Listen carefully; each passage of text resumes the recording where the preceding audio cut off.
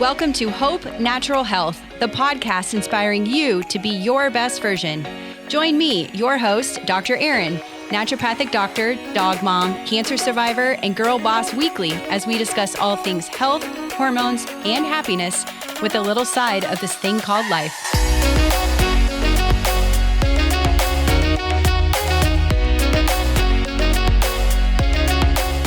Welcome back to another episode. But first, last week we talked about why am I so tired? So if you're struggling with fatigue, make sure you take a listen to last week's episode.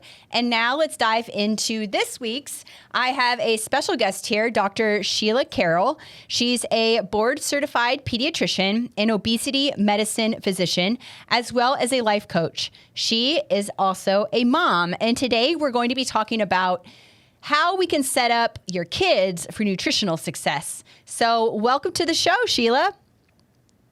Thank you so much for having me. I'm excited to be here.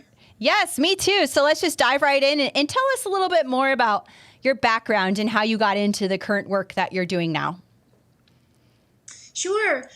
I have been a pediatrician for about 23 years and just recently passed the obesity medicine board exam a few years ago. But I have a lifelong interest in overweight and obesity and nutrition because I was an overweight kid myself.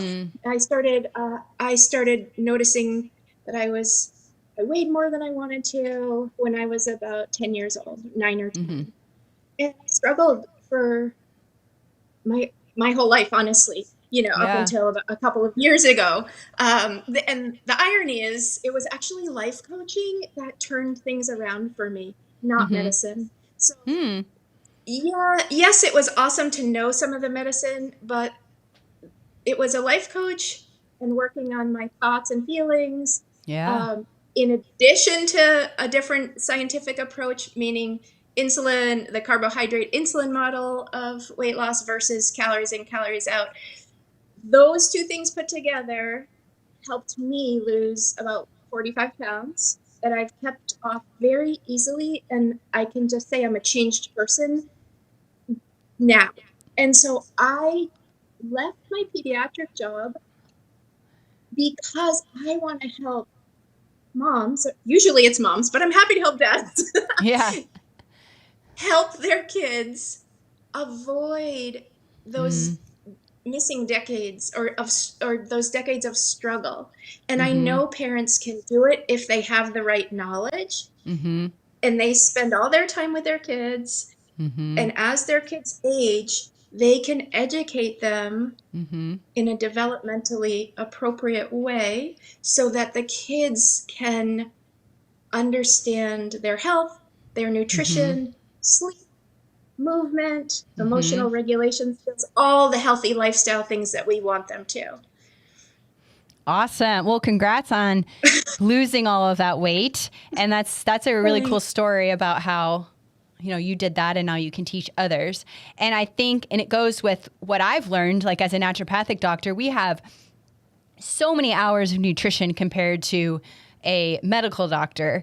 And when I went to medical school, I learned stuff that I never knew. And I think that's the missing link in our society is we don't know what we don't know. And so we learn as kids from our parents, and then we develop these habits. So we'll start off with how can parents model good nutrition to set their kids up for success? By far and away, that is the best thing parents can do. Be the role model, the guide, the hero, really, of their kids. And it's what we want parents to do for everything, for food, exercise, screen time, every parenting expert, what they say is, be the example you want your child to be. Yeah. So we need to help parents. Parents are struggling in this food environment just as much as kids are. And, I don't know what the latest numbers are. I think somewhere 40% of adults are overweight or obese. And so we are a country that's really struggling with our health. And it's not necessarily just the number on the scale that we care about, but it's overall health metabolic health. Mm-hmm. The number on the scale is kind of a symptom of other things that might be going on that Mm-hmm. could be tweaked to improve how you feel. Right. So if parents take control of their own health, eat the way they want their kids to eat, which is Mm-hmm. mostly, doesn't have to be perfect. We're not Mm-hmm. going for perfection. Right. Depending on where you are, shoot for a little bit more, less processed food, a little bit more whole Mm-hmm. food than you are eating, Mm-hmm. or 80% whole food. Wherever you are, shoot for a little bit higher, but Mm-hmm. real food, less processed food, less added sugars, less, kind of snacks that are meaningless to Mm-hmm. nutrition. And Mm-hmm. when parents can eat like that and enjoy eating like that, kids will benefit. Life is busy. Moms are busy. They oftentimes don't have really enough time to even eat for themselves. And then they're eating what they make their kids. So how do you recommend a busy mom start to implement some of these, small changes? Like, again, they don't need to do a whole 180 on their diet or their pantry or their fridge. So how do you recommend a busy mom start to make, small changes in their diet and therefore their children's diet? Yes. So eating in a healthy way and eating the way you want to, it does take planning. Mm-hmm. It's not as easy as stopping at a fast food place or convenience place, to pick Mm-hmm. up food. So it does take some planning. Um, Meal prep, there's lots of ways to meal prep. So cut up a bunch of vegetables. You can buy pre-cut vegetables. They're slightly more expensive than regular vegetables, but you can also buy frozen vegetables that are pre-cut. And I think just planning, what I Mm-hmm. recommend to my clients is try to plan at least 24 hours in advance. Mm-hmm. Because if you're, say you're going to bed at night and then you're just think for 5 minutes, okay, what are we going to have tomorrow night for dinner? Okay, Mm-hmm. do I do I have everything that I need? And if not, do Right. I have time to go get it? Or, so I think just a little bit of Mm-hmm. planning, and that comes with making it a priority Mm-hmm. and understanding like the importance of it. And Oh, yeah. I also recommend once you do that and you're eating well, really drive home the reinforcement of like, oh, this feels good in my Mm-hmm. body. I feel better. This is good for me. This is good for my child. And Mm-hmm. it help change the narrative of this is hard. This is so much Mm-hmm. work. This is, you know what I mean? Yeah, And kind of absolutely. congratulate yourself. And yeah. Yeah. Well, I mean, it's true. You are what you eat. And I recommend too, like patients just try it for a couple weeks, like whether that's, removing something from the diet, say gluten. I'm like, take it out for 2 weeks. Just 2 weeks. You can do it for 2 weeks. Don't eat it. And then like, all right, maybe have it. And you'll know that you don't feel very well when you eat it. So it's the same thing with, processed foods. Like stop eating out for 2 weeks, try and make food at home. You can even teach your kids responsibilities and make them part of the planning, part of the dinner process. Here's a carrot, chop it up. I remember I was doing some Hello Fresh meals at one point, and those are controversial to an extent. They're not all healthy, but some of them in there are okay. You just have to, research the labels, but they have kid instructions on the menu or the recipe. It's like, oh, here, have your kid do this. So you can involve your children in the process and make it a fun family event. And then you're having good quality time, etc. So it never hurts to try. And just like you said, it's reinforcing or changing that narrative in your brain. Like, all right, this did take a little bit more time, but I got extra time with my children. I feel better. My sleep is better. They're happier. I'm happier. So if you won't know unless you try, but don't also beat yourself up if you forget about, or if it doesn't work out for one day too, right? Exactly. And I love what you're saying about teaching your child to cook.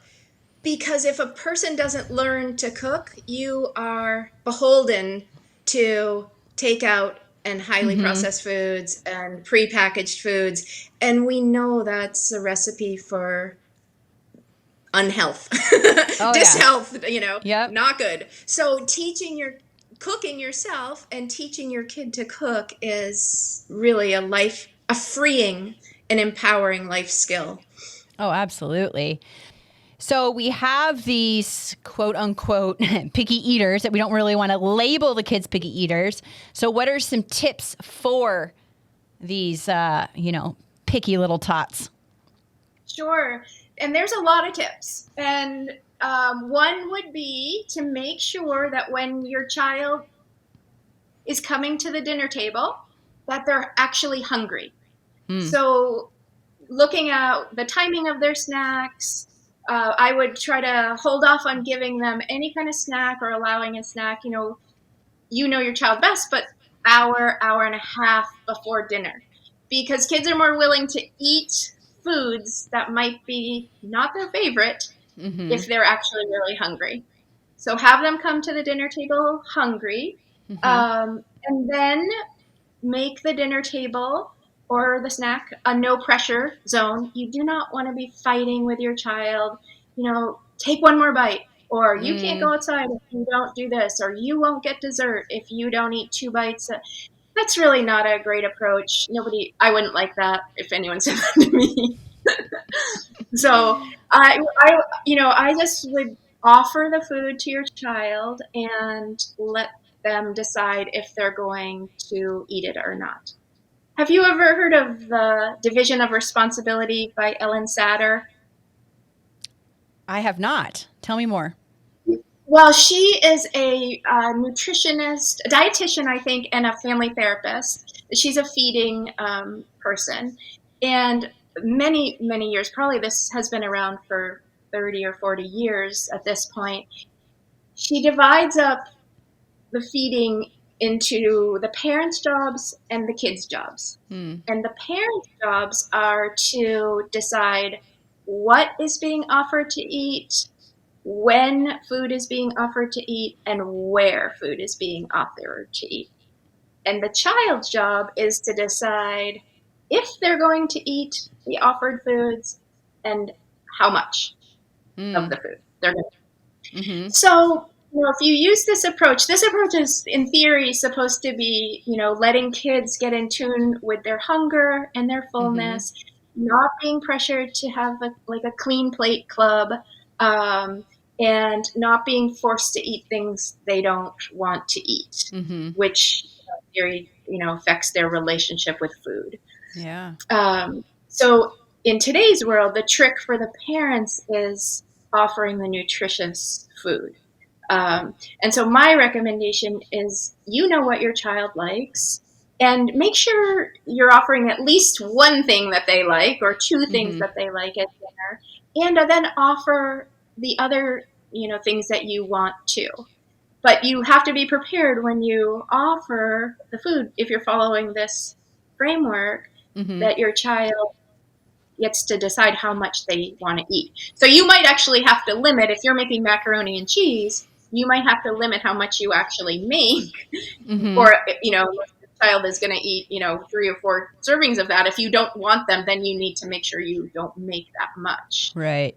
But Right. I like that framework because it really does speak to not pressuring your child. Mm-hmm. And it also allows parents to offer kids the food they want, which is really Mm-hmm. important. There's something called exposures. Mm. So when you're talking about picky eating or trying to get kids to eat new foods, it can take up to 15 times of Hmm. an exposure to a food before a child is even willing to really eat it. Oh wow. So sometimes people put something on their plate once or twice, and then the child won't eat it, and then the parent's like, well, I'm Yeah. not wasting food. But I Right. think if we know, this is just going to take a while. And an exposure can be anything. And like we talked about earlier, like the cooking, that's an Mm-hmm. exposure to a food. So if you have your child help you cut some broccoli, Mm-hmm. or even going to the store, hey, could you go grab the mushrooms for me? That's an exposure because they're touching it, they're looking at it, they're seeing it. So just trying to figure out ways to get the kids exposed to the food and for parents to understand this is a long game and it might take many exposures. Awesome. And my best trick is make it taste really good. Roast vegetables, so that brings out their natural sugar content. Butter, olive oil, salt, pepper, any kind of spices. We can't expect kids to eat things that don't actually taste that great. So yeah, for sure. We try to make the food taste as good as possible too. Awesome tips. Awesome. So as a pediatrician and now an obesity medicine doctor, how does proper nutrition at a young age with kids help them age gracefully, prevent disease, and even keep their hormones balanced? It's everything. We're seeing so much disease processes happening in kids that we never saw before. Non-alcoholic fatty liver disease, type 2 diabetes, lots of pre-diabetes, PCOS. Those are coming younger for kids. And those used to be, not necessarily PCOS, but those used to be older people's diseases. So we need to really help our kids understand the human body that we're living in this modern environment with this modern food that our bodies weren't really designed to handle very well. And how much of that do you think is poor nutrition versus the quality of our food nowadays? I think the quality of our food is not great. So that's super not helpful at all because we're trying to get kids to eat healthy or even get adults. We're trying to get our people, humans, to eat healthy food. And when you choose a tomato and it has zero flavor and no taste because the soil's been degraded and there's all the chemicals and it doesn't taste like anything, nobody wants to eat that. Yeah. So that's a problem. And I think the biggest problem for kids is the highly processed food and the food industry that we live in. And the fact that, not to sound like a political crazy lady, but our government and our system is prioritizing money and profits over our health. And it's so depressing and it is so hard to watch. If you see school lunches, my son brought home a couple things. He's 11 and he's in 6th grade now. He brought home a couple things from morning breakfast offering. And I added up the sugar content on the label. It was 56 grams of sugar. In a morning, he's a child or anybody 2 to adult is supposed to have a maximum of 25 grams of sugar a day. And so the school lunch program or in the school breakfast program is offering 56 grams of sugar in the morning. And this is government sponsored food. Yeah. So, parents, we are facing an uphill battle. It is a struggle. But we have no choice. We have to stand up. We have to do something to protect our kids. Because if we don't, and it's really not about weight. I have a lot of sympathy and empathy and a soft spot in my heart for kids that are struggling with weight and parents that are struggling with weight. But honestly, even if you have a thin child, they shouldn't be eating 56 grams of sugar in the morning either, for their own metabolic health and their own longevity to improve their lifespan and health span. We can't be eating this much added sugar. Right. Yeah, that's horrifying. And I know I was going to ask you about the schools because a lot of it starts there and it is an issue. Like I said, I don't have children, but I see some of the foods that are posted or shared and I'm like, that is garbage. Like, why are we feeding our children this? And that's, and then they have that narrative in their brain like, oh, this tastes good. And then they want more of that. And if they're served something that might be healthy, they're like, ew, I don't want to eat that. So then they don't eat it because it's not what they're used to. So, it starts at home, but also schools influence it. So yeah, we just have to stand up and advocate and even say like, no, you're not eating there. Here is your lunch. I guarantee it's going to help you down the road. But also too, then the kid might get, made fun of because they're not eating the school lunch and bringing their own packed lunch. So it's literally, like you said, an uphill battle, and hopefully one of these days it'll change, but who knows, right? Yeah, I mean, it's a long game for the parents. We are trying to educate our kids over the time that we have with them. So we have this very long runway, 18 years or maybe longer, to educate them and empower them to step into a person who makes their own choices to protect and preserve their own health. Right. And so I felt like I had a small win the other day. My son plays soccer, and after the soccer game, his coach brought out popsicles, with high fructose corn syrup, just the regular whatever cheap popsicles from the store.